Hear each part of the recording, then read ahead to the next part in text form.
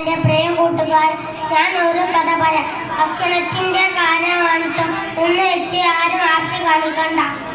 സാബികൾ ഇരിക്കുകയായിരുന്നു. ഒരു കൂട്ടം ആളുകൾ സദസ്സിലേക്ക് കയറി വന്നു. രസകരമായി അവരുടെ പരാതി എന്താണെന്ന് അറിയാൻ വേണ്ടി ഞങ്ങളെ ഇരിക്കുകയല്ലേ, എന്താണെന്ന് നബിയെ ഞങ്ങൾ എത്ര ഭക്ഷണം കഴിച്ചിട്ടോ?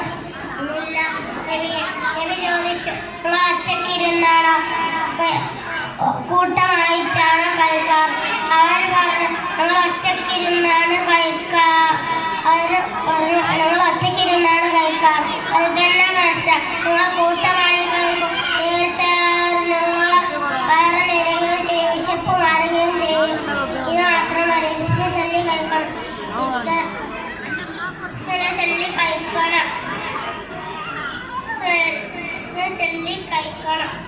എന്നാലും ഭക്ഷണത്തിൽ വർക്കത്ത് ഉണ്ടാകുമ്പോൾ ആ എത്ര മണി നിന്റെ കഥ അവസാനിക്കും. സലാം.